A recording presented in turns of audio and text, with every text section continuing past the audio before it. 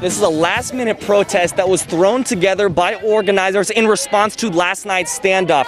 Today, it is the same situation, as you can see right here in downtown Springfield. But Oregon law does not prohibit someone from wearing a mask and lawfully carrying a concealed weapon.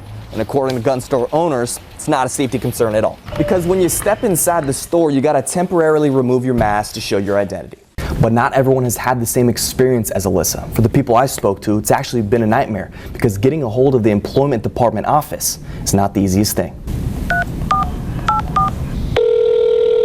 We're sorry if you've had trouble getting a hold of us. When people travel for road football games, what's on the to-do list? First, you got to get tickets to the game. Then you got to get a hotel. We covered that business aspect in the 5 o'clock show. And lastly, most importantly, where are the sports bars? Where are the local hotspots?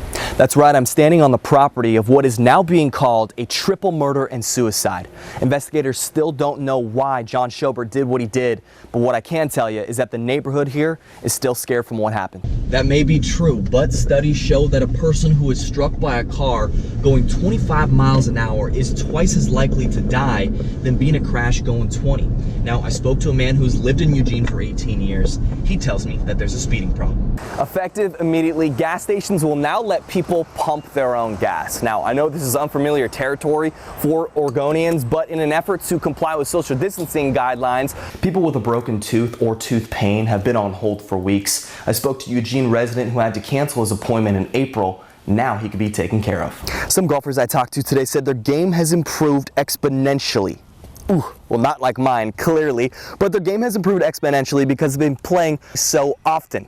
Now, coming up next on KZI 9 News at 5, hear more about the benefits they're finding than just taking a couple strokes off their golf score. Well, Jillian, as we saw in Chris's package, last night was a culmination of a lot of built-up anger and frustration. I spoke to Eugene Police Chief Chris Skinner, and he said there's been some events in the past, including the tragic death of George Floyd. Matt, Renee, I met with one of the organizers of this protest, Avery Temple, and she believes that keeping people incarcerated actually goes against the CDC's social distancing recommendations. She actually feels so strongly about it that she started a protest. We're using 30-pound bags of dog food for weights because we don't have weights at home.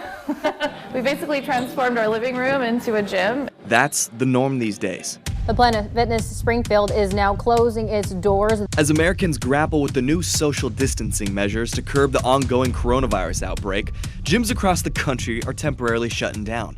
But that doesn't mean fitness has come to a halt. Here we go, 3, 2, 1, below 90, above 90. When we first found that we closed, I mean, it was back to the drawing board. You know, we sat down, we had a team meeting, and we went like, what are we going to do? How are we going to keep our members in shape? And the answer was simple for the F45 training facility. Post workouts online for its members to do at the convenience of their own homes. A fitness salvation for the Benavides family. It has been a lifesaver. Seriously, like it takes our day and gives it, like, you know, something to look forward to, you know. The Benavides family and the F45 trainers are adapting to this crisis, so I'm gonna give it a shot too. Got a couple of 15-pound dumbbells and a carton of 2% milk. Let's go. All right, what's up, team? Welcome to another at-home workout.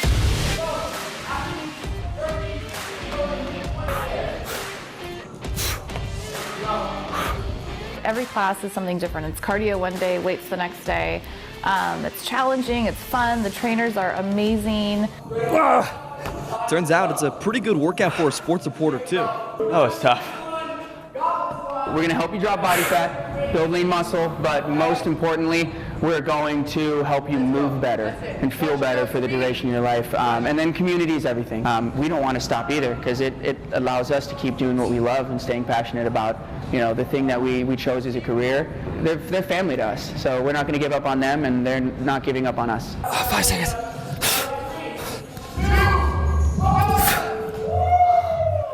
Oh my gosh. Okay, just finished the F45 workout. I don't know how many calories I burned, but that's not important. What I did learn today is that you don't need a gym to get a good workout in. For now, reporting from my living room in Eugene, Robbie Fuelling, KZI 9 Sports. When you go through the streets of downtown Corvallis and bash in several windows of local businesses, you end up like 25-year-old Matthew McGowan. He was arrested on 6 counts of criminal mischief and disorderly conduct. Ultimately, one of the officers had to draw his taser. He didn't have to use it, but he had to draw his taser, which convinced him to be compliant enough to be taken into custody without a struggle. After McGowan was arrested, he left the people of Corvallis to pick up the mess. It just kind of just crushed our heart a little bit. It's kind of hard already to get back into the groove of things after not working for 6 weeks, and so it just kind of set us back a couple days. I was pretty angry. I got a lot of fury, and I made a Facebook post about how upset I was that someone would do this in our community. Jennifer Moreland channeled that anger into a response to raise money for those affected businesses. So she started a GoFundMe page. So Jennifer told me the initial goal was to raise $10,000 for those windows to be fixed. And after that goal was exceeded within an 18-hour span, the new goal was set at $20,000. Let's take a look at the GoFundMe page now. It's now nearing 19 grand, and all that additional money will be allocated to helping downtown Corvallis during phase 1. Owners say they're thankful for such a response, and neighboring businesses are also lending out a helping hand. A true testament to the sense of community in Corvallis. Another neighbor was like, let me know whatever I can do. I can come clean. I can come help put more boards up. Just like, let me know whenever. Don't hesitate. And I just made me cry a little bit because I'm like, thank you. You didn't have to. You know, he's got his own business to run. Reporting in Corvallis, Robbie Fuelling, KEZI 9 News. Considering the fact that there's like a quarantine and everything going on, this is kind of one of those moments where I'm kind of just going to go, yeah, you kind of can't be serious. Oh, but they are. Today, Eugene police kicked out homeless campers from Monroe Park near 10th and Monroe. Vanessa Wheeler, who lives nearby, said she's relieved. There are homeless folks that are clearly trying to take care of themselves and each other. They're really respectful. And then there are some that are congregating and probably aren't even aware of some of the COVID rules and considerations. So that's a concern. When we're all taking distance and we have big groups of people that aren't, that's definitely a concern. But one homeless man I talked to said he's afraid to move away from the parks and go to free shelters because he might catch the virus. Me and my friends, we keep to ourselves. We don't like big groups. That's why we're not going to all of the safe zones, as everybody keeps saying, because that's a lot of people. Well, if you take a look at Monroe Park right now, you can see that the homeless community is completely moved out. But the question is, where will they go? EPD said that they will be transferred to the Whitebird Clinic, but I spoke to senior attorney at the Civil Liberties Defense Center about this situation. This is what she had to say about her concerns.